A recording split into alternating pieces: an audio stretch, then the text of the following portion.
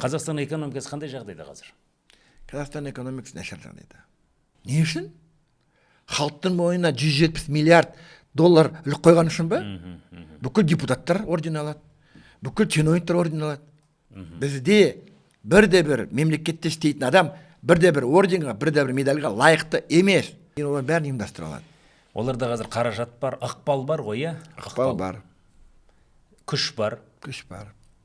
Бәрі бар. Өкінішке орай, даже 1% түрмеге отырған жоқ. Қалған сатқын чиновниктерді керек сатып алады. Іс қозғалса жауып тастайды аузын. Ол соқыр көзқарас. Мәдениетті қоғам болғанда жемқорлық та азаяды. Қазір 90% мәдениетсіз. Перизат ол бір винтик. Ол бір пешка. Біреудің саяси ойында. Демек, ол біреудің қалай айтсам екен, любовницасы. Соның атын айтып отыр.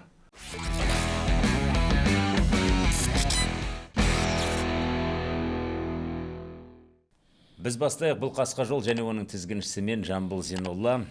Біз бүгін қонаққа осы студияға келіп алғаш сұхбат берген және сұхбаты біздің көрерменнің тарапынан жылы қабылданған қонағымызды шақырып отырмыз. Ол кісі саясаткер, қоғам белсендісі, қоғам қайраткері Асхат Асылбеков ағамыз. Қош келдіңіз дейміз. Қош келдік. Енді бірінші сұхбатыңыз жақсы қабылданды деп отырмыз ғой. Сол себепті сол кезде айтылған әңгімені бүгін жалғастырсақ деген ниет бар. Қарсы емеспін. Иә. Енді жақсы маңызды тақырыптарды қозғаймыз. Бірақ алдымен мынау әлі сиясы кеппеген тақырып, бұл JLO-ның мынау туры ғой, аяқталды. Бірақ ол бізге Астанаға келерден бұрын мынандай бір ақпарат айтылыпты. Яғни Астананың экономикасына 6,5 миллиард теңге айналымға түседі деп. Мәлік Хасенов беді. Соның сөзінен байқап қалдым. 400 миллион теңге шамасында салық төленеді деді. Бұл бірінші тамыз күні концерт өтті, бірақ ешқандай ақпарат әлі күнге шейін жоқ. Міне 12-сі болды. Ал 7-сі күні Ташкент осында концертті өткізді де ақпаратын беріп тастады. Қандай пайда болды, не көрді Өзбекстан бұл концерттен мысалы. Бізге не кедергі осыны жариялауға? Әлде сол берген ақпараты немесе жаңа есебі орындалмай қалды ма? Мен енді оны қаржы жағынан ақпаратты білмеймін, шынын айтсам. Мәселе басқада ғой. Ашықтықта. Неге құзырлы органдар, мысалы салық. Бірақ кәсіпкер кезінде болдық қой. Салықты қазір төлемейді. Мысалы квартал біткенде, ай біткенде сонда төлейді. Мүмкін сонда жариялайтын шығар деп ойлаймын. Өзбектер ағайындар тікелей айтқан, ол енді саясат қой. Ашықтықтың көрсеткені. Осынша келді, осынша пайда, осынша біз салық төлеміз деп нетіп отыр. Біздікілер неге айтпайды? Маған ол белгісіз. Бұл әрине қателік. Сонша жариялап, сонша жарнама жасап шақырды. Енді жауап беру керек. Мен осы тақырыпқа Дженнифер Лопестің басқа жағына қараймын. Өйткені әлеуметтік желіде небір пікірлер жазылды. Небір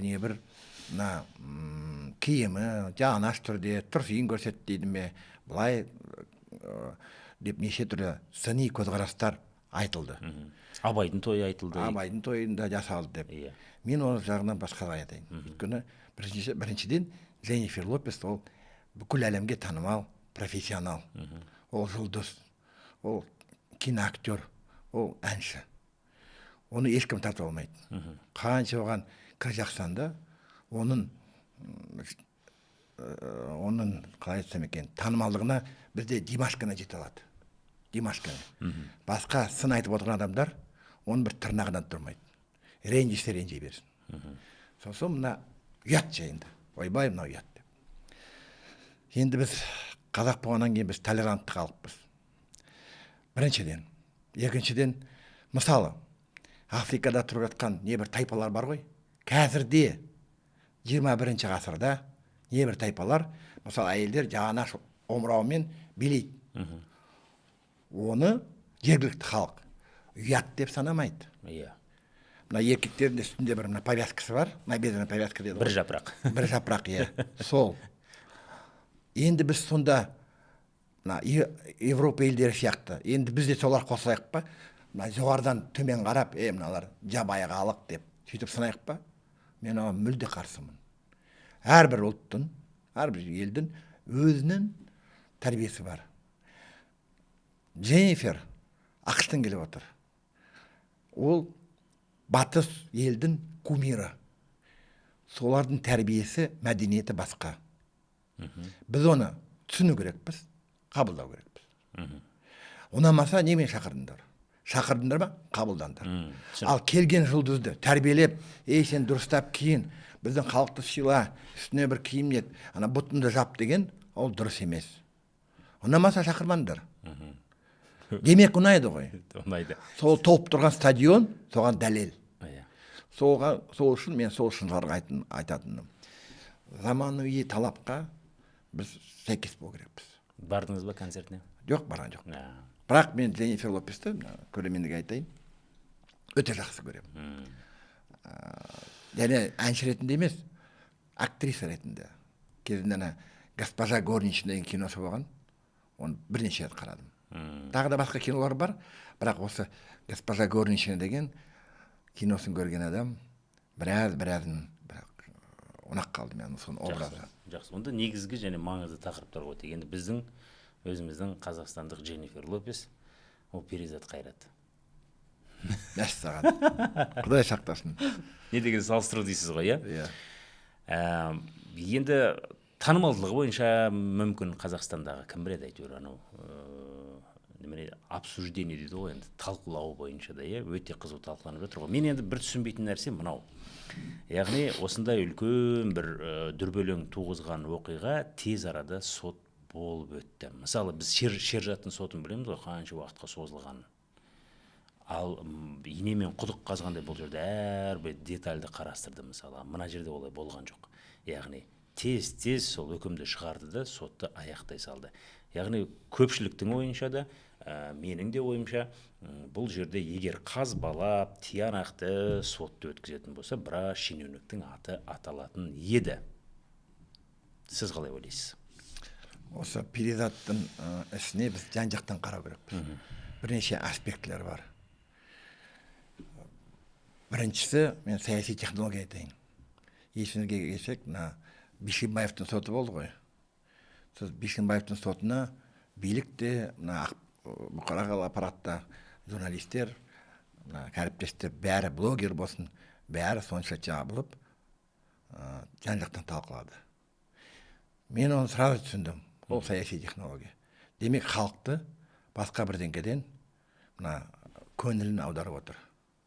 Дәл осы кезде үкімет немесе билік өздеріне керек, бірақ халыққа жағымсыз, мүмкін қазақ еліне, мемлекетімізге пайдалы емес шешім қабылданған шығар. Не болды? Сол үшін мен оны қазір айтпай ақ қояйын, оны еске кетіріп, бірақ оны зерттеуге болады. Ол саяси технологтардың арасындағы белгілі нәрсе. Түсініп отырмын. Сол үшін жан-жақтан оны көрсетті. Өйткені содан кейін де Қазақстанда талай адамдар әйелдерін ұрып өлтірген, бірақ сонша оған Бишімбаевқа дейін жүздеген адамдар әйелдерін ұрып, табалап, өлтіріп, пышақтап, балаларын пышақтап, неше түр болған. Оларға сонша мән берілмеген. Демек, сол кезде сол саяси технологияны пайдаланды. Менің ойымша, перизаттың ісінде де сол саяси технология бар. Ол бір аспект. Халықты басқа бір жағдайлардан көңілін аудару. Екінші аспект, ол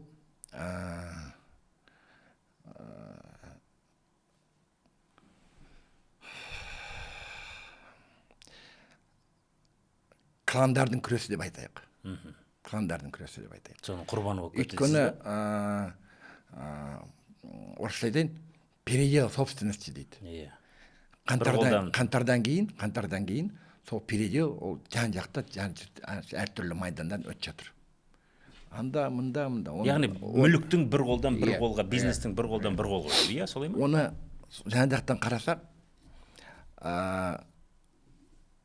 перизат ол бір винтик, ол бір пешка біреудің саяси ойында. Оны пайдаланды, ол арқылы миллиардтаған ақша алынды.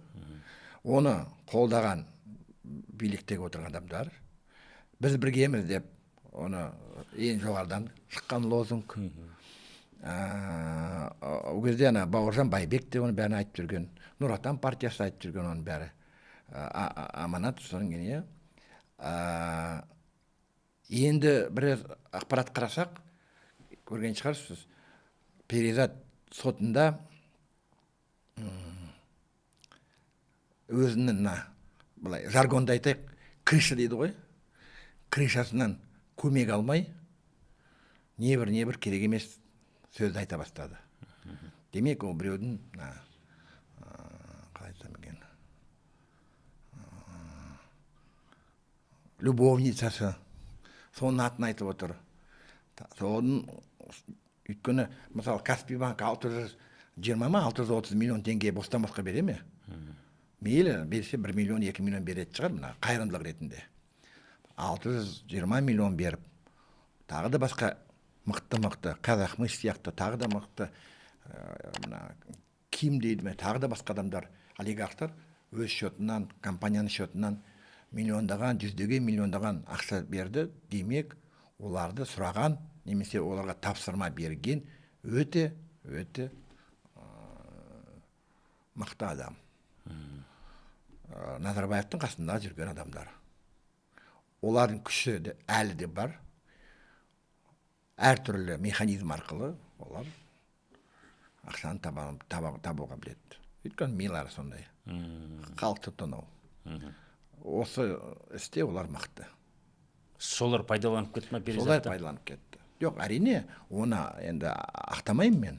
Оның да өзінің біліп тұрды ғой не істеп жатқанын. Халықтың ақшасына өзіне не бір машина алып, көлік алып, үй алып, тағы да бар алып. Оның ішкі рухани жағынан бейшаралығын көрсетеді. Қандай адам екен. Мәселе сонда болды. Түсінікті. Бірақ мен халыққа қарным ашиды. Халық қазір расына оны алдағанда бар ғой, соған ілініп қалады да. Соны шайнай береді, бүйтеді, бұлай. Оны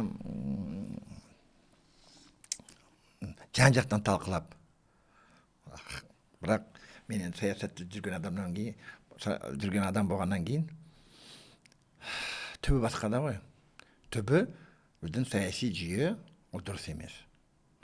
91 жылы КСРО тарап кеткеннен кейін Нұрсұлтан Назарбаев, біздің бірінші президентіміз, ол либералдық жолды таңдады.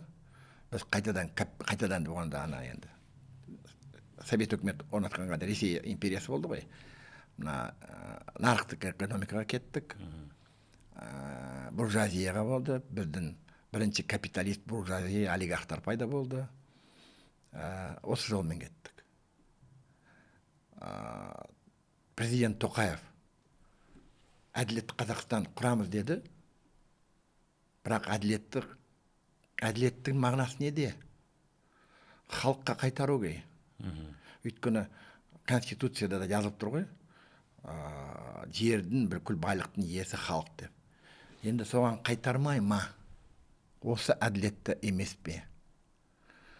Неге қайтармайды? Бірақ қайтармаған мәселесі ол бюрократиялық аппарат. Бюрократиялық аппарат мықты. Оның құзырлығы да, күші де, бүкіл мүмкіндіктері де өте мықты, және күшейіп бара жатыр.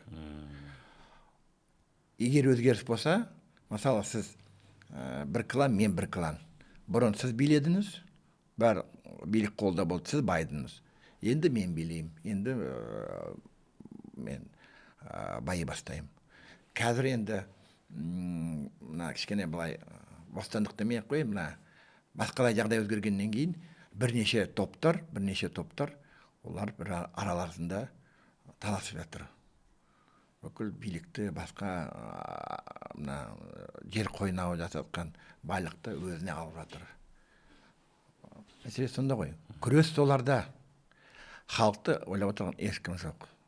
Егер біз әділетті Қазақстан құрсақ, біз менің ойымша социализм идеясын ғана қайтара аламыз. Немесе мына ол мәселе Советский Союзда емес, мен талап етпеймін онда. Қазақстан егеменді мемлекет болып қалу керек. Бірақ бізде қарапайым халықтың жағдайын жасайтын заңдар болу керек. Бәрі талантты емес. Сіз де Димаш емес, мен де Димаш емеспін. Сол өлең айтып бір ақша табу да. Қарапайым халықтың жағдайын мемлекет жасау керек. Қалай жасайды? Заң арқылы. Ал біздің заңдар кімге қызмет етеді? Ол олигархтарға, капиталистер, буржуазия қызмет етеді. Көрдіңіз бе? Біз капитализмді... Тіпті мына еңбек кодексі 2016 жылы еңбек кодексін алды да жасағанда, әрине сонан кейін жүздеген қайтадан поправка дейді ғой, кіргізді, бірақ сол еңбек кодексінің өзі еңбек адамын қорғамайды. Өйткені сіздер кәсіподақта жұмыс істедіңіз ғой, иә? Мен кәсіподақта жұмыс істедім. Сол үшін мен оны нақты айта аламын. Түсініп отырмын. Енді мынаны айтыңызшы, міне, біз енді капитализм деп барлық мемлекеттің мүлкін жекеге таратып жібердік қой, солай ғой, иә? Енді социализм дегеніңіз ол керісінше мемлекет бақылауды орнатады ғой.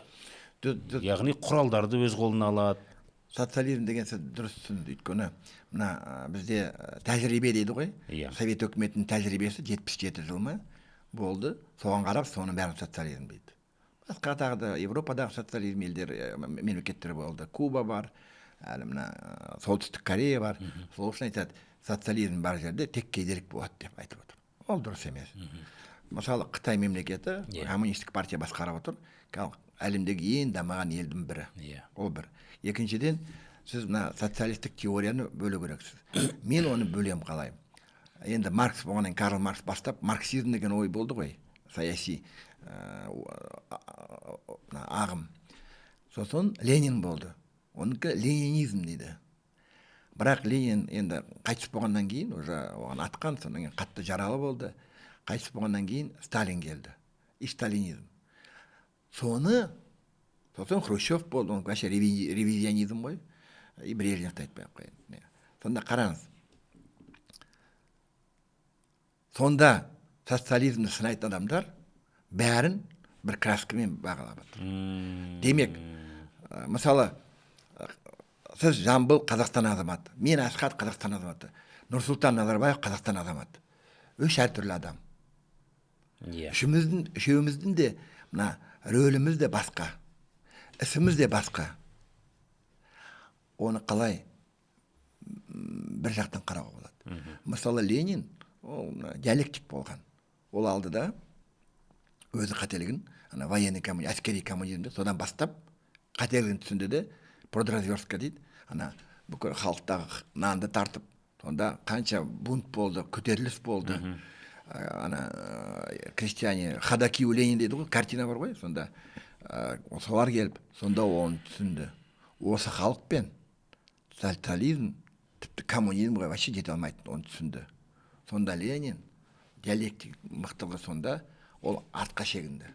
Артқа шегініп, жаңа экономикалық политика деп, НЭП дейді, новая экономическая политика. Соған еді. Бірақ оның айырмашылығы неде? Нарық. Қалада дүкендер, оның бәрі НЭПман дейтін. Дүкен, ресторан, мынау, тіпті етікшіден бастап, олар жұмыс істейді, өзінің ақшасын табады. Нан пісіретін адамдар, басқа наубайхана, бәрі, аптека болсын, бәрі. Бірақ энергетика саласы, темір жол саласы, оның бәрі мемлекетте болу керек деп айтқан. Сталин келгеннен кейін ол алды да соның бәрін мемлекетке етті. Аптека да мемлекеттікі, ауыл шаруашылығында мемлекет колхоз совхоз жасады. Дүкендер де бәрі мемлекеттік болып кетті. Райпотребсоюз, облпотребсоюз деп, тіпті әрбір қазақтың ауылдағы поселкына дейін. Негізі қалай болу керек? Менің ойымша, менің стратегиялық маңызы бар нысандар, иә, мысалы. Мен қазір қазақ социализм Қазақстанда орнату керек, осы идеяны айтып жүрмін. Қай идеяны айтыңызшы? Осы идеяны. Менің ойымша, нарық экономикасы болу керек. Ол социализм қарсы емес. Өйткені мына скандинав социализм, швед социализм бар ғой, оларда нарық экономика бар ғой. Бірақ өте жоғары әлеуметтік стандарттар бар. Салық кодексі, салықтары өте бай адамдардан 60-65%-ке дейін алады да. Прогрессивті салық. Прогрессивті салық алады да, кедейге таратады, мемлекетке таратады. Ал кедей адамдардан өте алады, тіпті алмайды кедей. Сосын кіші және орта бизнесті қолдау. Мысалы, менің ойымша, кіші бизнес тіпті ешқандай салық төлемеу керек. Сіз, мысалы, кәсіпкерсіз, кішкентай дүкеніңіз бар, байысаңыз бай беріңіз. Сіз осы ақшаға ешқандай офшорға, шетелге кетпейсіз. Демек, осы ақшаны сіз пайдаланып, мүмкін екінші магазин ашасыз, үшінші магазин ашасыз, көбейтесіз, ремонт жасап, үлкейтесіз. Оның бәрі мемлекеттің ішіндегі нәрсе, ол бәрі халыққа қызмет. Сол үшін кіші бизнесті, шағын бизнес деді ғой, шағын бизнесті біз қолдау керекпіз, соған мүмкіндік жасау керек. Бүкіл халық баю керек. Ол да социализм жатады. Ал энергетика саласын, темір жол саласын, тағы да бірнеше, мысалы, қарулар дайындайды ғой, оборонный промышленность. Соның бәрі мемлекетте болу керек. Бізде өкінішке орай энергетика саласы, темір жол саласы, ол авиация саласы, ол жеке меншікке кетіп қалды. Қаруды да Айбек Барысов дайындап жатыр мысалы. Қаруды да оны мәселе Айбек Барысовта емес. Жалпы айтамын, ел аузындағы азамат қой. Иә. Сол үшін ол үлкен қателікті. Сонда біз стратегиялық салаларды мемлекетке қайтарсақ, оған мұнай да кіреді. Түсінікті. Әрине, біз Қазмұнайгаз бар, акционерлік қоғам 100% мемлекет қорғап тұрған сияқты деп ойлаймыз. Бірақ оған қарамастан жүздеген демей қойын, біраз жеке меншік мұнай компаниясы бар қазақстандықтарды. Тағы да, ол неге солай? Неге ол баю керек? Мұнай оның кіме? Біз айттық қой Конституцияда. Жер және оның жер астындағы байлығы халықтікі деп. Неге, мысалы, сіз учаскін сатып алдыңыз, сол учаскінде мұнай таптыңыз, сол мұнай тапқан байлығы сіздікі.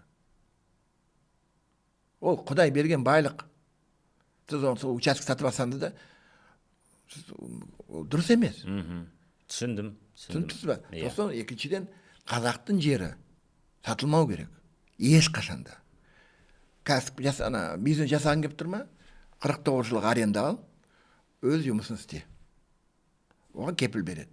Заң бұзбайсың ба, бәрі болады. Заңды бұзасың ба, мемлекет тартып алады. Шетелдіктерге арендаға беруге қалай қарайсыз? Нақты айтқанда қытайлықтарға мысалы қазір Түркістанда өкіртіп тұрып мақта егіп жатыр екен ғой. Ертең шаң, тозаң шығып әлгі жердің. Сөйтіп қалама деген енді үрей бар ғой ең бастысы. Дымға жарамай. Негізі шетелден келген технология керек. Мен мәселе Қытайда емес, мысалы, мұнай тапқан Шеврон бар ғой, Шеврон, ТШО деген компания бар, олардың технологиясы бар. Бірақ мен қайта Совет өкіметі мадақтайды. Бірақ бізге айтайын, Совет өкіметі кезінде 5 мыңда, 6 мыңда скважина бурить еткен. Мүмкіндік болған. Ешқандай Америкасыз, ешқандай Европасыз. Өзіміздің геологтар, өзім буровиктер, соны мен өзім мұнай туралы бірнеше кітап шығарғам. Сол үшін мен нақты білемін. Оны істеген. Енді Совет өкіметі тарағаннан кейін Америка келді, оның технологиясы бар. Бірнеше ай бұрын бас директоры Шевронның мәжілісте болды ғой. Сонда көрдіңіз бе? Бүйтіп шалқайып отырып, бүйтіп айтты ғой мәжілістерге. Жарайды, кетсе, сендер өзі бізсіз мұнайды таба аласыздар ма? Сендердің технологияларың бар ма деп. Бетке күліп айтты. Басып айтты. Оныкі дұрыс. Өйткені өкінішке орай қазіргі... Біз айырылып қалдық қой ол мүмкіндік. Айырылып қалдық. Кезінде болған шығар сіз айтпақшы, бірақ қазір жоқ қой. Кезінде бәрі болды. Қаныш Сәтбаев бастаған геологтар бүкіл байлықты тапты. Өкінішке орай, мына кішкене тақырыптан шетке кетіп қалайық. Министерство геологии неге таратты жерді? Неге оны комитет геологии жасады? Неге комитет геологии небір заңгерлер, прокурорлары басқарады? Неге атақты білімді геологтарды басына қоймайды? Неге министерство геология қайтадан қоймайды? Бізге тек министерство, ешқандай экология бәрін қоспай. Бөлек министерство геология охрана недір дейді, сондай министерство керек. Егер біз өйткені бұрын тапқан жер қойны месторождение бітті, бәрін тараттық, қайтадан зерттеу керек. Зерттеу жеке бас адам, жеке меншік компания оны көтере алмайды. Оны миллиондаған шығын. Өйткені скважина бірнеше миллион кетеді, пустой. Ешқандай мұнай да жоқ, түк те жоқ. Оны тек мемлекет қана көтере алады. Мүмкін 10 скважина бурить етеді, түк те жоқ. Ал 11-ші ірі бір месторождение болады. Мұнай ма, газ ба. Оны тек мемлекет қана көтере алады. Жеке меншік компания көтере алмайды оны. Түсініп отырмын. Сол үшін мемлекет қазір айтып отыр ана компанияларға, сендер істеңдер деп. Олар істемейді. Немесе бұрынғы қалай айтсам екен, бұрынғы карталар бар ғой, прогнозный, соны сатып алады да, әрине мен түсінемін оларды. Олар да шығынын босқа шығарғысы келмейді. Мен түсінемін. Бірақ тағы да айтарым, Қазақстанның болашағы мықты болу үшін біз көріп тұрмыз, 30 жыл ішінде біз ненің арқасында шығып отырмыз. Ол мұнай, ол алтын, темір, көмір, уран, тағы да басқа пайдалы қазбалар. Шикізат түрінде. Шикізат түрде. Өңдемей, бас қатырмайды. Әрине біз өндіретін саланы дамыту керекпіз. Өзіміздің небір заводтар болу керек. Өкінішке орай бұрын болған, қазір жоқ болып кетті. Қазақстан экономикасы қандай жағдайда қазір? Қазақстан экономикасы нашар жағдайда. Мен кешегені оқыдым. Қаңтар айынан шілде айына дейін ВВП 6,3% деп. Бар, иә. Сенбеймін. Өйткені өзіңіз сезінбейсіз бе оны? Сезінбеймін. Максимум 1,5-2% болса, ол жақсы. 1,5-2%. Қалғанның бәрі өтірік, жалған ақпарат. Мен сенбеймін. Ренжісе сотқа берсін. Өйткені сіз өзіңіз базарға барыңыз, сұмдық қой бір ай бұрын. Жаңағы күні картошканың бағасы қандай болды. Қазір өз әрбір затты алайын десең, бағасы көбейіп кетті. Теңгенің курсы қандай? Құлап баратыр. Хотя ең қызығы бір сізге айтайын. Ұлттық валютаның курсы неден шығады? Экономика заң бойынша. Мемлекеттің ішіндегі еңбек және шығылған өндірім және бар байлық. Біздің Қазақстан мемлекетіміз әлемдегі ең бай мемлекеттің арасында тұр. Тем более халқымыз аз, 20 миллион. Жеріміз үлкен, халқымыз аз, байлық көп. Демек біздің теңге доллармен рақым болу керек. Бір доллар 1 теңге болмаса да, 1 доллар 5 теңге болса, мейлі 20 теңге болсын. Бірақ 540 емес қазір сен. Түсініп тұрсыз ба? Өйткені экономика заң бойынша теңге өте мықты валюта. Бірақ кімге ол керек емес? Инвесторларға керек емес. Инвестор болғанда мына шикізат сататын олигархтарға керек емес. Шетелден келіп жұмыс істеп өйткені олар оны әлемдік нарықта, рынокта сатады. Сату үшін оның бағасы конкурентный болу керек, төменірек болу керек. Оны қалай істейді? Мына ұлттық валютаны әлсірету. Егер ұлттық валюта әлсіретіп қалса, ол доллардың эквивалентінде арзан болып тұрады. Сөйтіп, Машкевич болсын, басқа олигархтар болсын, тек мұнай болсын, темір болсын, бәрі соны доллармен сатады, теңгемен сатпайды. Долларға сатады, иә. Доллармен арзандату үшін ол біздің ұлттық валютаны арзандатып тұр. Демек, бірнеше девальвация, бәрі істеп отырған ұлттық банктың саясаты, ол ірі капиталға бағынышты жұмыс. Демек, бізде егеменді халқын ойлайтын ұлттық банк жоқ. Үкімет те жоқ. Бәр саясат сол олигархтан талабын орындау. Шындық осы. Сосын қараңыз. Мысалы, үкімет дейсіз. Мәселе қазіргі мына үкіметте емес. Қанша премьер ауысты? 13 пе 14 білмеймін. Әйтеуір сонша премьерлер ауысты. 34 жылдың ішінде анау Терещенко, Қарамановтан бастап алғашқы премьер-министр болды ғой. Қазірге дейін біз мемлекеттің демек халықтың мойнына 170 миллиард доллар қарыз іліп қойдық. Қараңызшы. Демек қолынан түк келмейтін үкімет болды. Бірақ қарасаң, жыл сайын желтоқсанда немесе қазір мына қаңтар айында, қазан айында мейрам болғанда медаль орден алады. Не үшін? Халықтың мойнына 170 миллиард доллар үлік қойған үшін ба? Бүкіл депутаттар орден алады. Бүкіл чиновниктер орден алады. Не үшін? Қарайық, сен бұрын осынша істедің, осынша инфляция қалай көбейді? Бұлайғы, не үшін сен орден алып отырсың? Не үшін сен медаль алып отырсың? Сендер оны баға беретін адамдар бар ма?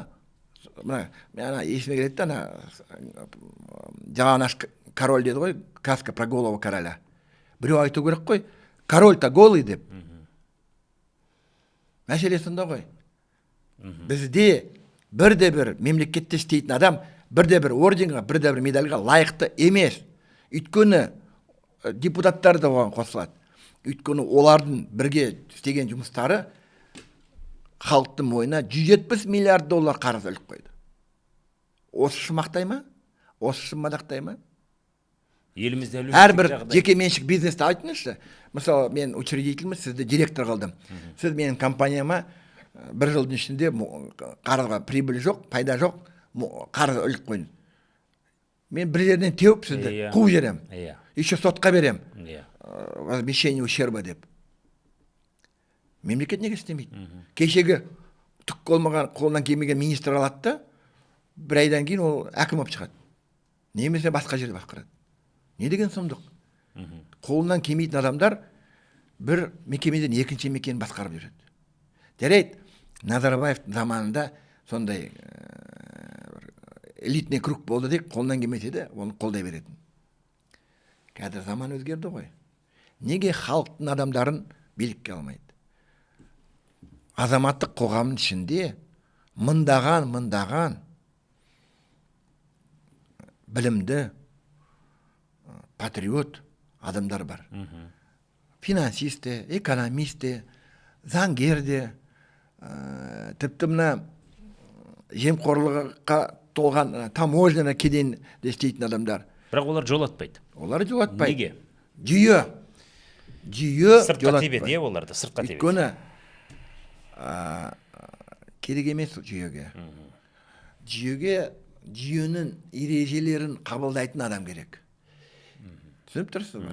Егер сен жүйенің ережесін қабылдамасан, сен жүйеге керек емессің. Өйткені бұл қысын айтасың. Мен сізге айтайын. Бір ақпарат, жарты ақпаратын айтайын. Не бір жас жігіттер. Оптимизация дейді. Оптимизация заказ алған, оптимизация деп. То есть расходов. Соны жасандар деп. Бір ірі компания, айтпай-ақ қояйын. Өйткені айтсам, қазір сотқа береді, соны дәлелдеу керекпін, ана адамдарды іздеу керекпін, солай ғой. Сол үшін атын айтпай-ақ қояйын. Соларға заказ береді, бізде оптимизация жасандар деп. Сол жас айтишник жігіттер. Іздейді ғой, қай жерден ақша кетіп отқан. Жоқ, соның бәрін қарайды да, 95%-ға дейін жасап бере ма? Жасап береді. Соны көрген сол корпорацияның басшылары шошып кетеді. Бүкіл ұрлап жатқан орта бағыт деңгейіндегі, кіші деңгейіндегі, жоғары деңгейіндегі әрбір өзінің ұрлағанын тендер, анау ремонт, басқа жөндеу жұмыстарын арқылы закуп басқа жағынан бәрі тонаған. Бәрі балаға шығып қалды.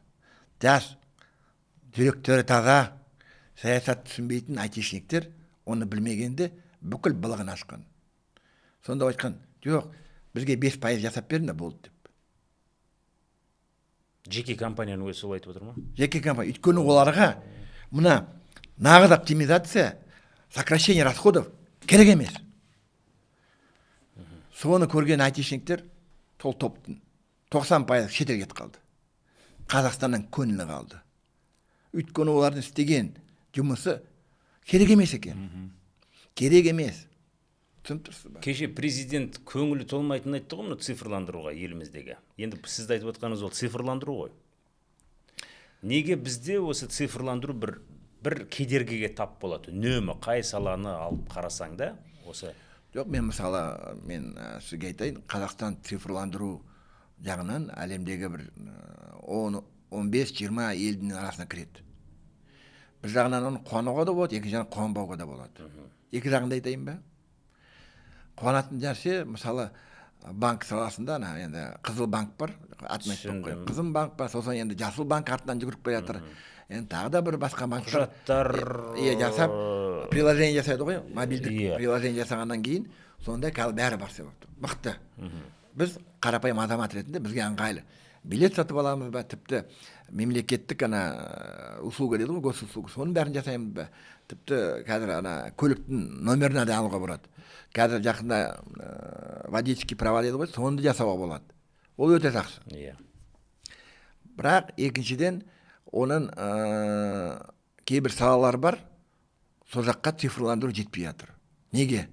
Өйткені соны басқарған адамдар оны талап етпейді. Цифрландыру барса, олардың жасырылған пайдасы анық болады да, олар сөйтіп содан айырылып қалады. Ұрлай алмай қалады. Екінші. Үшіншіден, цифрландырудың жаман жағы бар. Мысалы, көшедегі камералар. Сол камера арқылы МВД, ішкі істер министрлігі штраф арқылы миллиардтаған штраф республикалық бюджетке әкеп отыр. Былай қарасаң, жақсы сияқты мемлекетке. Бірақ біз ұмытпау керек, біз. Кім бәріне ие? Адам, халық. Халықтың құқы бірінші орында. Конституция бізге кепіл беріп тұр. Адамның құқы ешқашанда ешкіммен шектелмейді деп. Біз мемлекет ретінде, өйткені халық пен мемлекет әртүрлі нәрсе ғой. Біз мемлекет ретінде оған кепіл береміз, оған бақылау жасаймыз деп. Бірақ сол мемлекет бір қолымен конституция жазған нәрсеге қарсы шығып отыр. Өйткені мемлекет камера қояды, мемлекет штраф қояды, мемлекет адамның бостандығын, мысалы, біз адамбыз ғой, пендеміз. Кім білет, біреу бірден істейтін шығар, қылмыс емес. Бірақ өзінің жеке өмір болу керек. Ал камера бойынша оның бәрі. Еще қазіргі заманауи камералар идентификация ғой. Өзіңіз аңсап отырған, Қытайдан келіп отырған технология ғой бұл енді. Енді сіз ұмытпаңыз, Қытай бір жағынан дамыған ел, екінші жағынан ол тоталитарлық демей қойын, онда да бір өте авторитарлық режим. Мен оны мақтап отырған жоқпын. Мен көрсетіп отырмын. Қытайды мақтауға не үшін болады? Жақсынал деген сіз ғой, е? Жақсынал деймін. Мысалы, олар Си Цзиньпин келгенде 2012 ол айтты, біз халықты бейшаралық және кедейліктен шығарамыз. 10 жылдың ішінде 12-ден 22 жылға дейін 780 миллион халық кедейліктен шықты. Оны істеген Қытайдың компартиясы. Бүкіл әлемде, жер шарында бірде мемлекет жоқ. 10 жылда 780 миллион халық кедейліктен шықты. Оны істеген Қытайдың коммунистері. Ол жақсы нәрсе. Ал екінші жағынан камералар болып, идентификация личности. То есть мен келе жатсам, сразу біледі. Асхат Асылбеков келіп отыр деп, или Жамбыл Зейнолла келе жатыр деп. Сосын керек болса, мен қайда бардым? Киноға бардым ба? Ресторанға бардым ба? Мас болдым ба? Бірдеңе істедім бе? Бәрі белгілі. Ол конституцияны бұзған нәрсе. Өйткені оны айтады, полицейлік мемлекет дейді. Полицейлік мемлекет. А полицейлік мемлекет болсақ, ол адамның құқын бұзу. Демек, конституция қарсы шыққан нәрсе. Түсінікті. Демек, осы цифрландыру, ол халықтың құқын бұзады. Мен сізге айтайын, Америка құрама штатында бір 15-20 штат бар, цифрландыру, мына камералар заң бойынша тыйым салынған. Өйткені олар полицияның ыңғайлығын ойламайды. Олар қарапайым азаматтың құқын бірінші орынға қояды. Сол үшін мен жақында оқыған бір 15-20 штат, мүмкін 15 штат шығар, заң бойынша тыйым салынған. Онда камера жоқ. Түсіндіңіз бе? Ал көлік заң бұза ма, оны басқалай полиция оны ұстайды, басқалай. Тұра ма, істей ме? Қылмыскерді қалай іздейді, оны полицияның басы ауырады. Өз жұмысы.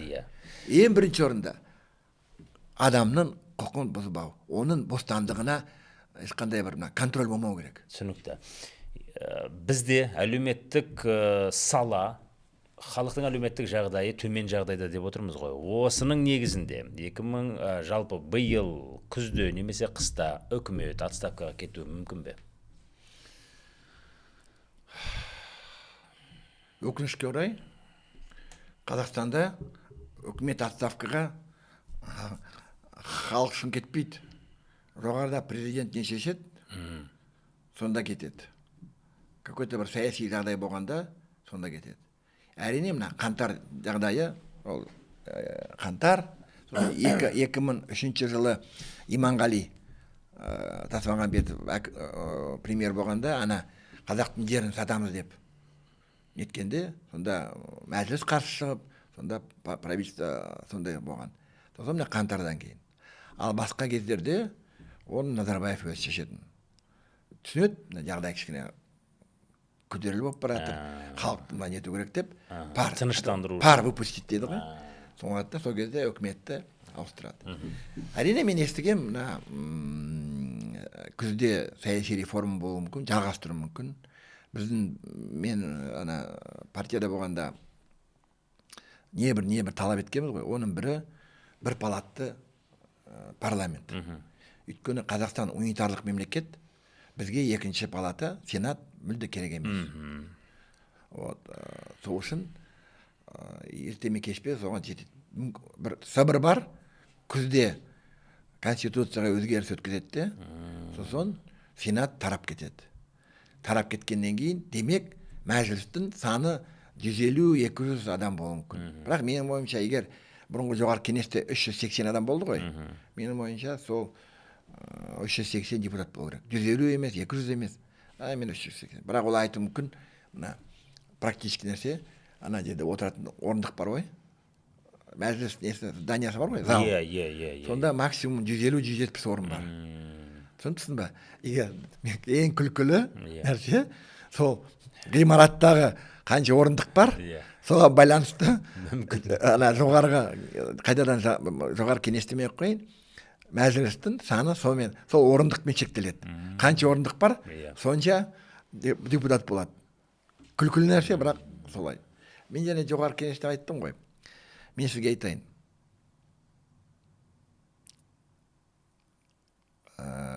Совет заманда советский власть деді ғой. Кеңес билігі дедін. Көзімдер оған мән бермейді.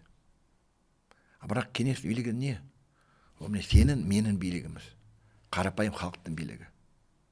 Онда депутат болған кешегі доярка, малшы, чабан, механизатор, комбайнер, заводта істеген столевар, инженер, солар болған. Кал депутат кім отыр? Қарапайым адамдар кім? Бірақ Геннадий Шипавских бар, механизатор, қазақша сөйлейтін орыс. Болды. Басқа бәрі крутой сымақ жігіттер. Не қалталы жігіттер, не биліктен келген.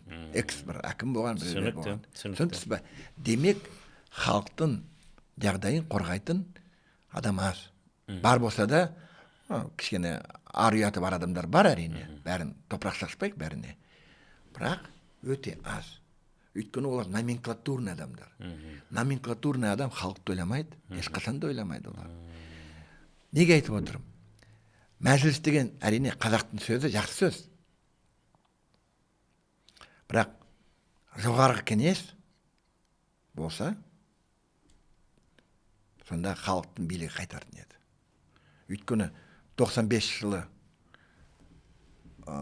март айында, наурыз айында 13-ші шақырылым жоғарғы кеңес таратып жіберді.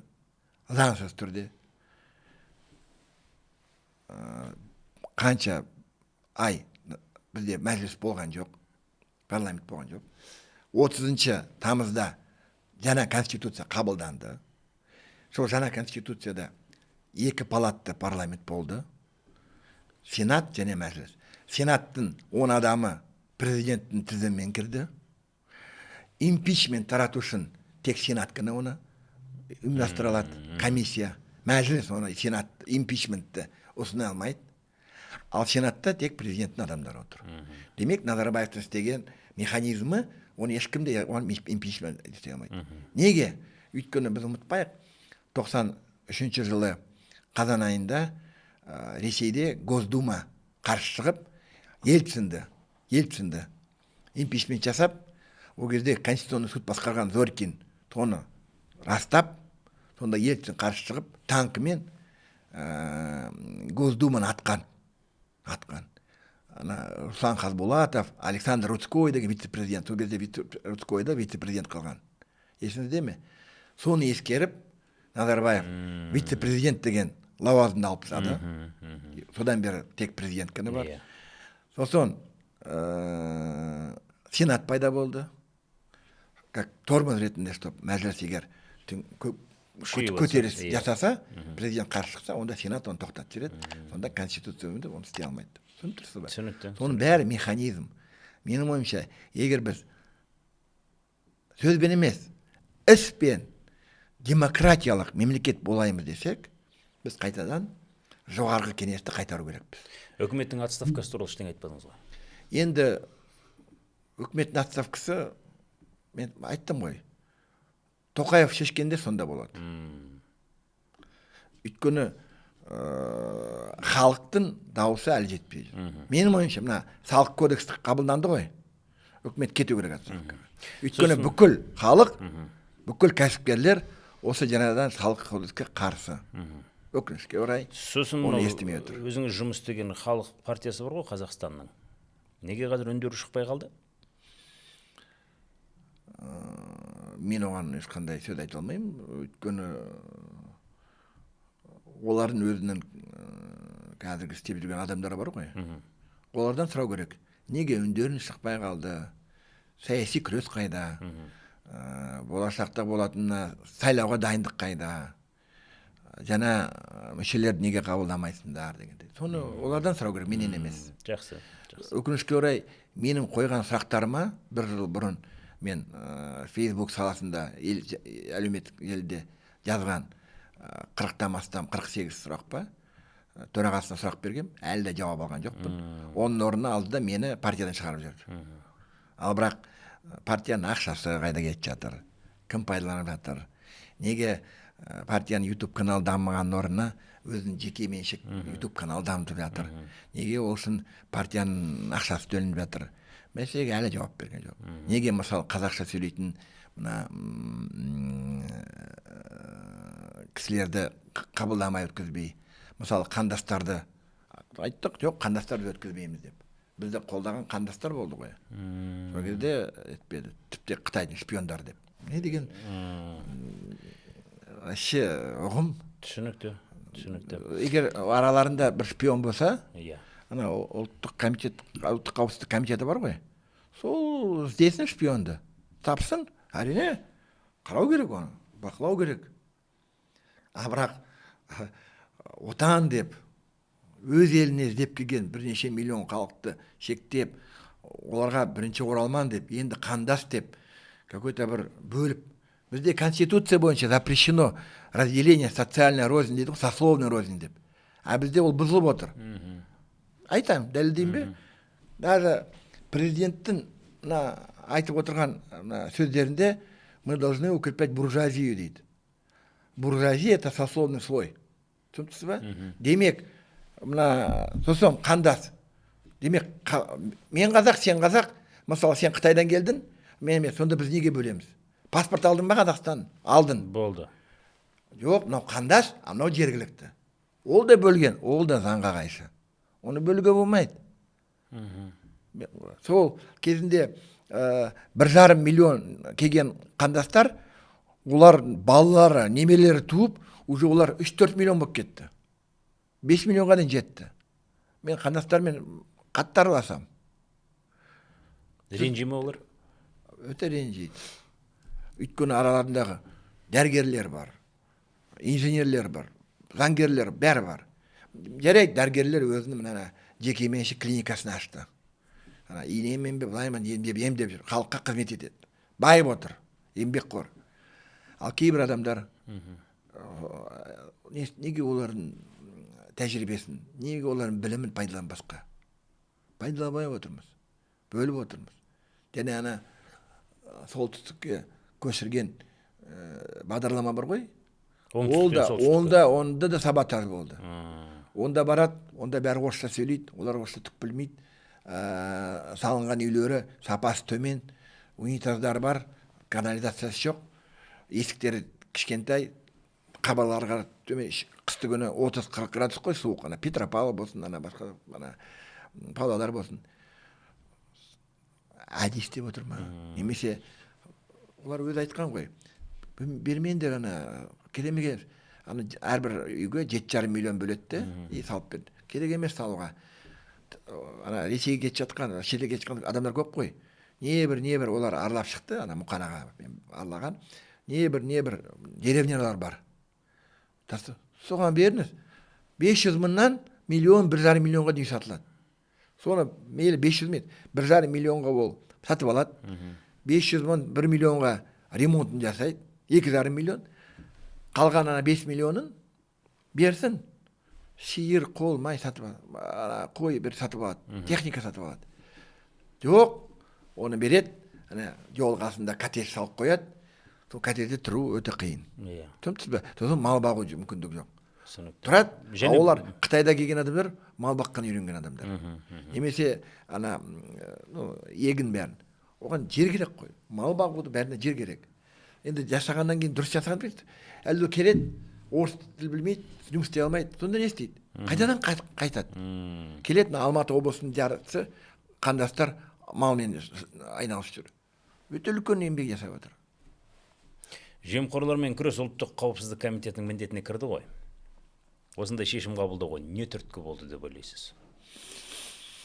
Енді шешім қабылдаған президент Тоқаев, мен Тоқаев емеспін. Не түрткі екенін білмеймін. Бірақ саясаттанушы ретінде сырттан бір былай сараптама бергенде, ол бір мекемеде осынша күш, билік, концентрация жасаған, ол жақсы емес па? Жақсы емес. Неге? Ұлттық қауіпсіздік комитеті ол өз жұмысымен айналысу керек. Жұмысы көп. Шекарадан бастап, мигранттар бар, анау бар, шпиондар бар, айтпақшы, контрразведка, разведка дейді. Соның бәрі барлаушы жұмыстар істеу керек. Ол өте маңызды, өте керемет жұмыс. Оны істеу керек. Жемқорлар әрине ол ұлттық қауіпсіздікке жатады, дұрыс айтасыз. Бірақ мен тағын бірден айтайын енді.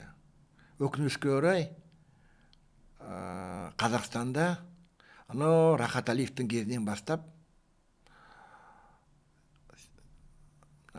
силовой орган дейді, орысша дейді, силовики дейді ғой. Полициясы бар, ұлттық комитет комитеті бар, прокурор бар, Финпол бар, кімдер.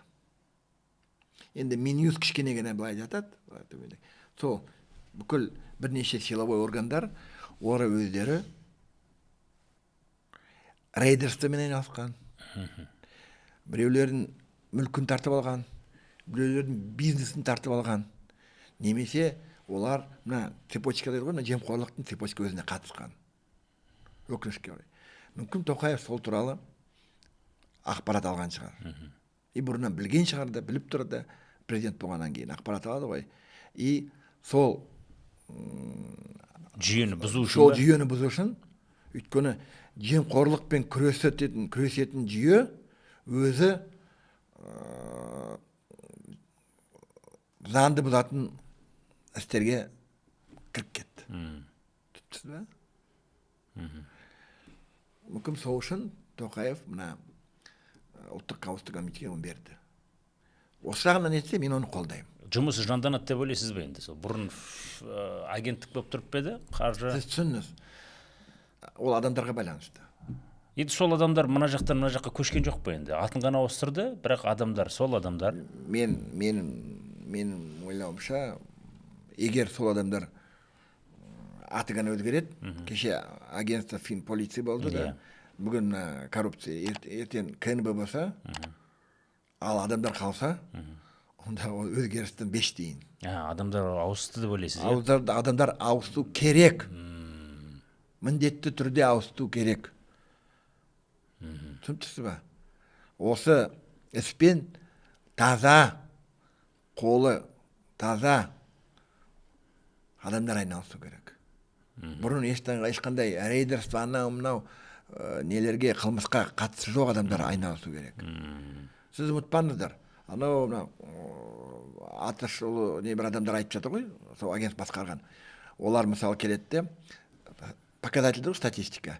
Мысалы, осы кварталда осынша іс біз ашу керекпіз, осынша министр, әкімді біз ұстау керекпіз, жемқорлық деп. Жемқорлық жасаған дұрыс, қолдаймын. Бірақ кейде алады да, өздері ұйымдастырады, сценарий бойынша. Келеді, шығады, давай ал дейді, адамды жібереді, кәсіпкерді.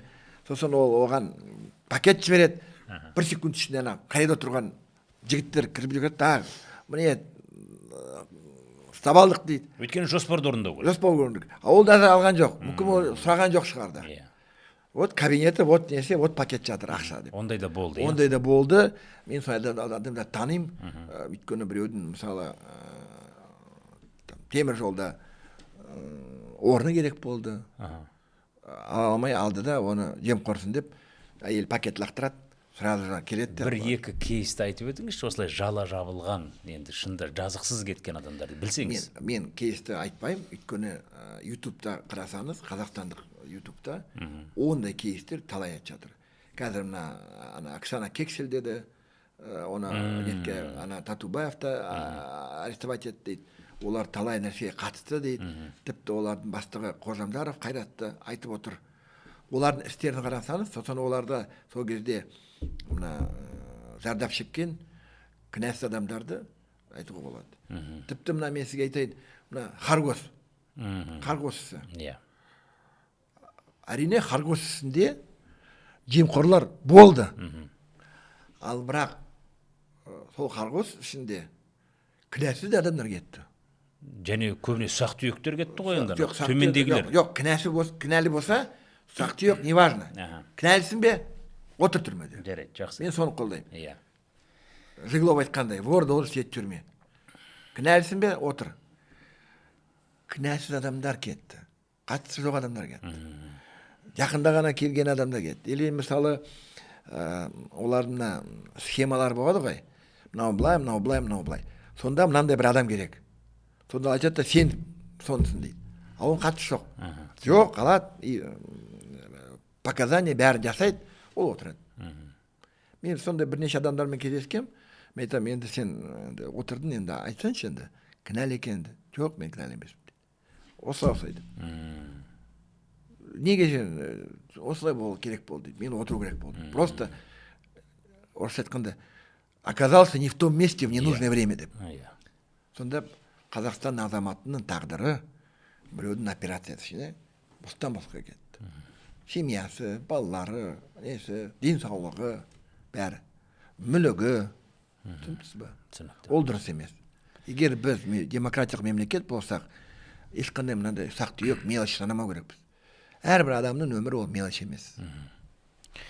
29-шы жылы сайлау болады емес пе? Сол кезде ескі Қазақстанның өкілдері қатысуы мүмкін бе, әлде ол идеядан олар бас тарта ма? Қалай ойлайсыз? Әрине мүмкін.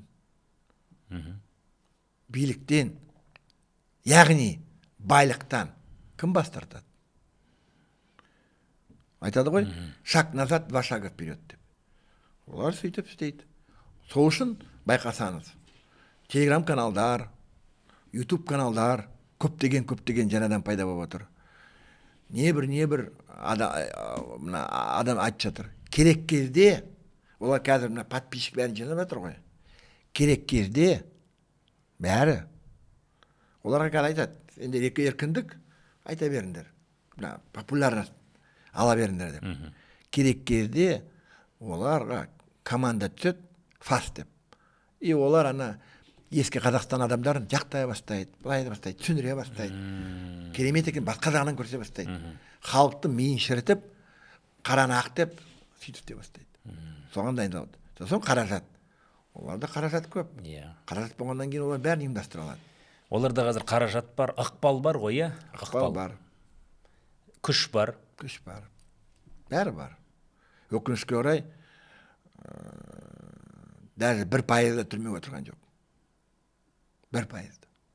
99% бостандықта жүр, Эмиратта жүр, Европада жүр, Лондонда жүр, шалқайып жүр. Ақшасы көп, бәрі бар. Біздің қалған сатқын чиновниктарды керек сатып алады. Іс қозғалса жауып тастайды аузын. Жақсы, сіз айтқан жаңағы ақпараттық халықтың миын улау дедіңіз ғой. Сол процесс қашан басталуы мүмкін? Қазір 25-ші жыл, 29-ға дейін әлі 4 жыл бар. Ертерек шығар мүмкін. 27-де осы басталуы мүмкін ба?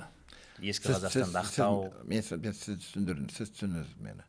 Ол процесс бұрыннан бері келе жатыр. 1 минутке де тоқтамаған. Қаңтардың өзінде де басқалай істеген. Қаңтар кезінде кім шидеге қашып кеткен? Кім 6 айлап, 6 ай ма, 10 ай ма Қазақстан келмеген? Бірақ соған келді, келісті. Қазір олар саудаласты. Мүмкін бірдеңкені берген шығар. Сол үшін оларға келісті, жарайды, өмір сүре бер деп. Орысша айтады, мен қазақша не знаю, обезжирили дейді. То есть, мысалы, сізде 10 миллиард болса, қазір сізде 5 миллиард. 5 миллиардпен бөлістіңіз. Но зато сізде қалған 5 миллиардыңыз қалды. Елімде тұрып жатырмын, жағдайым жақсы, ешкім тиіспейді. Зато түсіндіңіз бе? Бөлісті болды. Сіздің арқаңызда бұрын кедей адамдар қазір байып кетті. Қазір жаңадан шығып отыр. Түсініп тұрсыз ба? Мәселе сонда болып тұр ғой. Сол кезде халықты ойлап отырған ешкім бір жоқ. Мәселе сонда. Бәрі өздерін ойлап отыр. Иә. Дұрыс. Онсыз болмайды. Енді біз қазір НДС деп шулап жатырмыз ғой, иә? Енді осы ретте мынау өкімет неге осы НДС-қа енді қадалып қалды деп айтсақ дұрыс болмайтын шығар, иә? Осы НДС-тен қалай бас тартпай отыр? Енді былай қарағанда бюджетті толтырудың басқа да жолдары бар ғой. Көп. Бірақ НДС болды. Бірақ ол қаншалықты тиімді, қаншалықты біздің бюджетіміз толып кетеді НДС-тен кейін басқа мәселе ғой. Егер тарихқа қарасаңыз, мен қазір НДС қарсыздықты айтпай қояйын, бірақ тарихқа қарасаңыз, жалпы НДС деген бұрын салық болмаған. Ол қашан келді? НДС қашан пайда болды? Экономика қатты дамып келатқанда оны тоқтату үшін НДС пайда болды. Сонда НДС арқасында салық көбейеді и сөйтіп экономика кішкене тоқтай бастайды. Кәсіпкерлерді кішкене қарқынын азайту үшін ғой. Сол мағынасы, алғашқы мағынасы ұмытылып, ол әрбір мемлекетте бюджетті толтыратын пайдалы салық болып кетті. Сол үшін мемлекетте істеп жүрген, салық комитеті істеп жүрген, қаржы министрлігі істеп жүрген адамдар миына да кірмейді. Кезінде НДС-тің тарихы қандай, не үшін ол келген деп. Ол біріншіден. Екіншіден, қазір Трамп туралы бәрі айтады ғой. Бірақ Трамптың жақсы да жаман жағы бар, бірақ жақсы жағын айтайық. Кәсіпкер етін ол түсінеді. Салық төмен бар жерде бизнес өркендейді.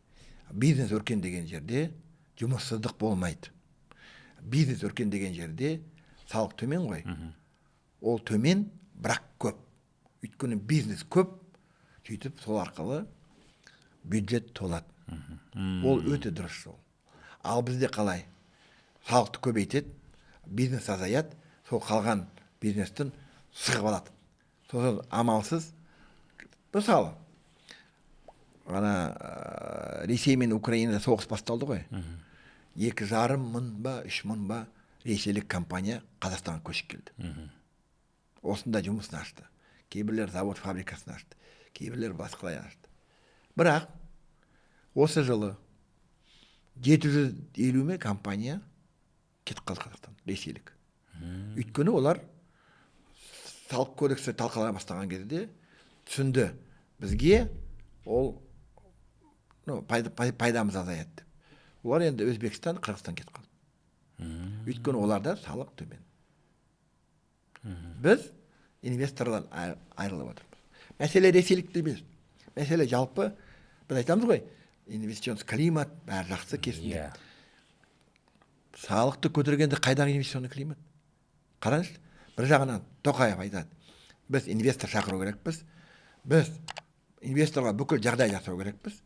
Тек қана шеттен емес, ішкі инвесторға жағдай жасау. Мысалы, біз екеуміз отырып, достасамыз, ертең айтамыз, давай бір киностудия ашайық. Екеуміз аламыз да, сен лақтырасың ақшаны, мен лақтырамын ақшаны. Бір киностудия ашып, не істейміз? Кәсіпкерлік. Жақсы ма ғой? Жақсы. Бірақ салық көбейгеннен кейін қоя құрсын, біз пайдамыз жоқ. Таратамыз да, бір жарты жылдан кейін, бір жылдан кейін жұмысын бітеді. Банкрот боламыз ба, былай нетеміз бе? Көрдіңіз бе? Салық кодексі бүкіл кәсіпкерлердің және кәсіпкерлікке икемдігі бар адамдардың ниетін бұзып отыр. Жолын жауып отыр. Түсініпсіз ба? Демек, біздің мемлекет ол ұстап алу, сығып алу осы жолға кетті. Қазіргі үкіметте отырған адамдардың ол ең қате шешімі. Олардың орнында мен салық кодекстін өзгерту керек. Өзгерткенде қалай? Шағын бизнестің бүкіл салық тапсыру керек. Орта бизнеске бірақ қана салық оборот 5% оборот дейді ғой. Соған қою керек. Ал ірі бизнестің прогрессивтік шкаламен салық төлеу. Сонда әрине ірі бизнес қиналады. Мен оларды аямаймын. Аямаймын ірі бизнесті. Олардың миллиардтар, миллионның бәрі бар. Мен халықты аяймын. Ал шағын бизнес салық төлемегенде өркендейді. Халық байиды. Бізге сол керек қой. Халық баю керек. Ал халық байса, оған көмек керек емес. Сонда мемлекеттің жасап жатқан әлеуметтік көмек деді ғой. Мүгедектерге, көп балалы аналарға, бәрі жасайды ғой. Оның мойындағы нелері бар. Обязательствосы бар. Соны істеу үшін, сонда бүкіл жинаған ақша соған кетеді. Сосын кедей адамдар азайып, мүмкін тіпті болмайды. Қазақстанда бір кедей адам болмаса, жақсы ғой. Оны қолдаудың да қажеті жоқ. Қолдаудың қажеті жоқ. Ақшаны да бөлудің қажеті жоқ. Жағдайы бар адамның көмек керек емес. Енді жасамаймыз жағдайды. Қалай жағдайымыз? Жасаймыз жағдайды. Тек салықты азайту. Олар бай мемлекет төлейді, бірақ бай халық төлемейді. Сол үшін үкіметтің осы үлкен бір саяси қателігі. Жоқ, бай мемлекет ойлайды дейсіз, мемлекет қаншалықты байып кетеді сол салықты көтеруден? Жоқ, қараңыз. Олар салық жинайды. Сосын неше түрлі тендер өткізеді. Тендерде өзінің откаттарын алып байиды. Чиновниктерге ол керек. Олар бүкіл ақшаны өзінде жинайды да, жол салам, анау салам, мемлекет, мектеп салам, самұрық арқылы. Неше түрлі істерді салады. Сонда ең азы 10% ғой. Положняк деді ғой. Ең азы 10%, тіпті 40%-ға дейін жетеді. Сонда олар береді, қалған ақшасына жолын салады, бірден кесін істейді. Ол бәрі біледі. Президент те біледі, үкімет те біледі, бәрі біледі. Бірақ механизм өзгермей жатыр. Қанша жемқор жасаса, оның орнына екінші жемқор келеді. Өйткені схема өзгерген жоқ. Бұлар айтады ғой, енді біздің көтерудегі мақсатымыз дейді, бюджет тапшылығын азайту, бюджетті толтыру, яғни солай деп айтады ғой. Ол соқыр көзқарас. Солай деп айтады. Бірақ олар сол НДС-ті көтеру арқылы осы мақсатқа жетпей ма, жете алмай ма? Сіздің ойыңызша? Көне Грецияны біз кітап оқығанбыз ғой. Орысша айтқанда пиррова победа дейді. Пиррова победа деген, мүмкін олар біреулерден қысып, салық арқылы көбейтетін шығар бюджетті. Бірақ егер стратегически қарағанда 2 жыл, 3 жыл, 5 жылдың ішінде, ұзақ мерзім, уже 2 жылдан 5 жылға дейін олардың ақшасы азая бастайды. Неге дейсіз бе? Бүкіл бизнес кете бастайды. Айтады ғой, бегство капитала деп. То есть капиталдар шыға бастайды, басқа мемлекетке кіре бастайды. Тек қана орысты айтпай қойын. Қазақтардың өзі алады да ақшасын Эмиратқа сала ма, басқа мемлекетке сала ма, тіпті көрші Ресейге сала ма, Қырғызстан Өзбекстанға сала ма. Өйткені ыңғайлы жер іздейді. Ыңғайлы жер іздейді. Ол кәсіпте жүрген адамның миы сондай. Өз пайдасын іздейді. Қазақстанда пайдасы азайды. Тіпті қысып жатыр. Не үшін істейді ол? Мен өзім патриот бол, бірақ оларға сен патриот бол деп айта алмаймын. Өйткені оның бір жағынан паралары ол бөлек, жай параға олар көнді. Беретін параны беріп жүр. Пожарник, санэпидемстанциядан бастап бәрі. Бірақ салықты зачем көбейтіп отырсыңдар? Ол қылқындырып жатыр ғой халықты. Кейінірден ұзып жатыр. Дұрыс емес ол. Жақсы, патриотизм демекші енді. Сіз осы тақырыпты көп айтасыз ғой. Мына осы проблемалардың бәрі осы патриотизмнің жоқтығынан ба негізі енді? Ол да бір жанашырлық қой енді елге деген патриотизм дегеніміз. Мен сізге айтайын, бағана пейзат, басқан бәрін, Дженнифер Лопес бәрін айттыңыз ғой, әңгіменің алдында. Түбінде ол мәдениетсіздік. Мәдениетті қоғам болғанда жемқорлық та азаяды. Мен жоқ болып кетті деп айтпаймын, азаяды.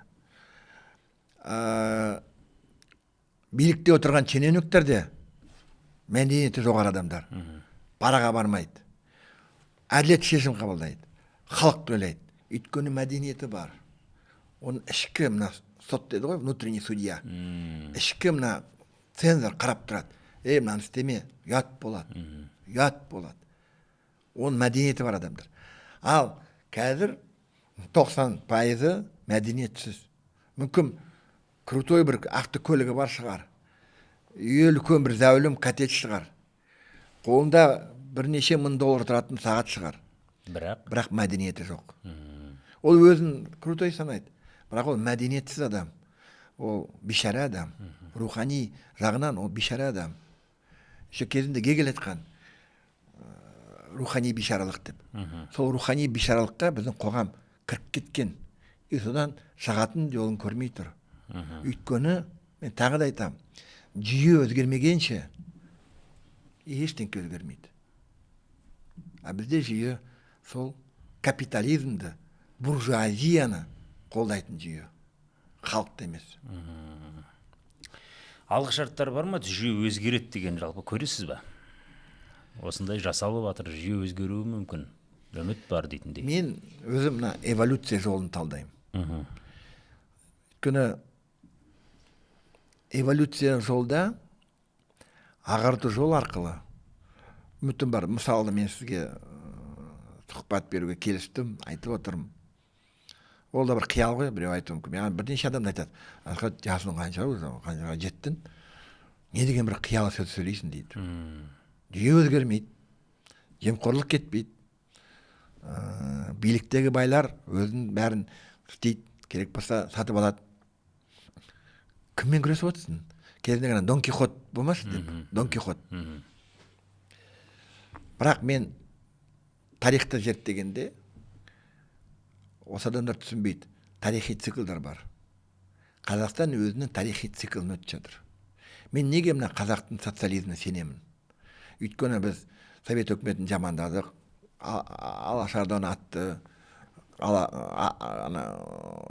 ашаршылық болды, бәрі болды. Ол бәрі рас. Ол үшін бәрі жауап алу керек. Оған саяси баға беру керек біз. Қанша бізге Ресей рұқсат бермесе де, біз бәріне саяси баға беру керекпіз. Бірақ соған қарамастан біз қазақи социализмге келу керекпіз. Өйткені қазақтар генетически көшпелі халық. Біз әрқашанда бірге жүретінбіз, бір-бірді қолдайтынбыз. Бізде жетім бала болмайтын, жесір әйел қалғанда әмеңгерлікпен оны туысқандар алатын, ешқашанда баланы жатпаған. Бізде дәрі тіпті зындан болмаған. Түсінтісіз ба?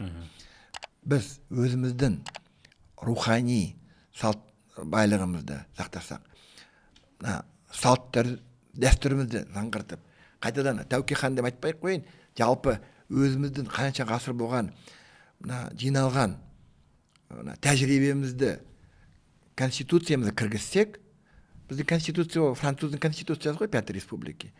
Сонда Қазақстанда өзіміздің қазақтың конституциясы болса, ұлттық конституциясы болса, сонда өмір өзгереді. Мен соған сенемін. Түсіндім. Өйткені сенім болмаса, Иә. не істеп жүріп отырсыз біз? Онда біз де кетейік бір жаққа. Сенім болмаса. Сенемін, сол үшін де күресемін де. Сол үшін де мына халыққа өз ойымды жеткізуге тырысамын. Түсінікті. Енді соңғы сұрағымыз болсыншы, мен сіз қанша дүние айттыңыз ғой осы жерге келіп, мынау Берденовке қатысты онда әңгіме қозғап өтейікші. Берденов осындай жүйенің құрбаны болды ма? Яғни былыққан жүйеге барып, бірдеңе орнатам деді, бірдеңе өзгертем деді. Сөйтіп енді оқ атылды оған. Мен солай ойлап отырмын. Сіз түсініңіз, қазіргі жағдайда мынау ақ, мынау қара деп айтуға болмайды. Сіз түсініңіз оны.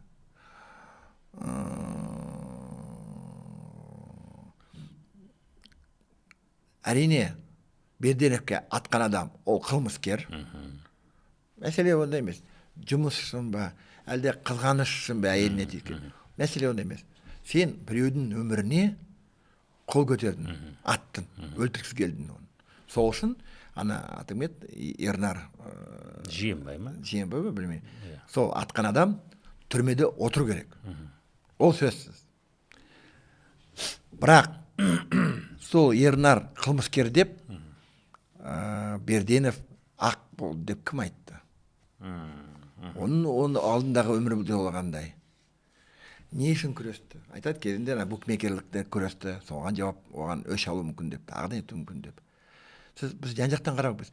Біз ақ қара деп сондай неге ловушкаға түсіп қалмау керекпіз. Егер мынау жаман болса, значит мынау ақ. Жоқ. Мынау да жаман, мынау да жаман. Болуы мүмкін. Түсініпсіз ба? Мынаның өзінің былықтары бар, мынаның өз былықтары бар. Мынау жұмысқа келіп, мынаның былықтарын көтеріп еді, оны ат жерді де, бірақ енді мынау құрбан болды деп, жан-жақтан мақтау ол дұрыс емес. Өйткені біз объективтік қабілетті әрқашанда, сыни ойлау дейді ғой, критическое мышление. Сыни ойлауды әрқашанда сақтау керекпіз. Егер өзімізді өзіміз сыйлаймыз десеміз, әрқашанда біз сыни көзбен бәріне қарау керекпіз. Саясатқа да, экономикаға да, әрбір мына ютубтағы ақпаратқа да сыни көзбен қарау керекпіз. Бір сөзден сеніп қалмау керекпіз. Мәселе сонда. Түсінікті. Онда тағы да бір сұрақ, міне соңғы, сонымен аяқтайық. Сіз қызып кеттіңіз ғой? Иә, қызып кеттім. Сіз енді жақсы айтып отырсыз ғой, сіз жіберіп алмау керек. Сығып алу керек сізді. Трамптың арқасында Әзербайжан мен Армения келісімге келді ғой. Енді осы келісімнің арқасында мынау оңтүстік Кавказ сауда дәлізі ашылады дейді. Яғни бұл орталық Азия елдеріне, Түркияға, Еуропаға сауда-саттық жасауға жол ашады екен, иә? Қай жақтан айтайын? Қазақстан жағынан айтайын ба? Қазақстан жағынан, иә. Біз оны жақсы қабылдап жатырмыз. Қазақстанға жақсы болды бұл деп. Қазақстанға өте жақсы. Өйткені біріншіден бұл географиялық түрде бүкіл түрк елдерінің араларында тоқтамайтын бір жол ашылды. Өйткені ортасында бұрын Армения жері болған. Енді сол Зангезур дәлізі арқасында Түркия, Нахичеван, Зангезур дәлізі, Азербайжан, Каспий, Түркменстан, Қазақстан, Өзбекстан, Қырғызстан, керек болса болашақта 20-30 жыл ішінде басқа түрк елдер бар, осыған қосылатын. Тува бар, Хакасия бар, якуттар бар, Ресейдегі татар, Башқұртстан бар. Өмір көрсетеді. Ресей мемлекетіне не болатын. Өмір көрсетеді. Бірақ түрк елдері Туран одағына былай ресми түрде қосылмаса да, жалпы рухани жағынан жұмыс үлкен өтіп жатыр. Қазір мына ұйым тіркелді, Біріккен ұлттар ұйымында, түрк елдерінің ұйымы. Арамыздағы мына саяси жағынан, экономика жағынан, әскери жағынан қарым-қатынас күшейіп бара жатыр. Сол үшін Қазақстанға өте жақсы. Ресейге ол өте жаман. Өйткені ол оңтүстік Кавказды 99 жылға айырылып қалды. Әрине біз білмейміз не болуы мүмкін, қандай біз ертең мүмкін өмірде болмаймыз, 50 жылдан кейін не болатынын кім біледі. Бірақ мына Зангезур дәлізі енді Трамп жолы деп аталады. Ол тарихта қалды. Трамптың жолы ақш-қа және Израильға ол өте маңызды. Өйткені Иранның шекарасында тұр. Иран бұрын Арменияны қолдаған. Хотя Иран, Армения христиан болса да, бірақ Иран Арменияны қолдаған. Өйткені Азербайжанның, Иран қорқады Азербайжаннан. Өйткені кезінде Сталин 40-шы жылы Англия екеу Иранды басып алды ғой, соғыс кезінде. Сол кезде Сталинде мүмкіндік болды. Иранның жартысын СССР қосуға. Ешкім айтпайтын еді. Ешкім бір сөз айтпайтын еді. Өйткені онда оңтүстік Азербайжан дейді, оны 45 миллион Азербайжан тұрады. Бірақ сол 45 миллион Азербайжан Сталинге керек емес болды. Өйткені орыс, украин, Азербайжандар екінші, үшінші орын болатын еді. По численности населения, халық саны бойынша. Түсінсіз бе? Сол үшін ол жоқ. Қазіргі Азербайжан қанша болды? 10 миллион ба қалдырды.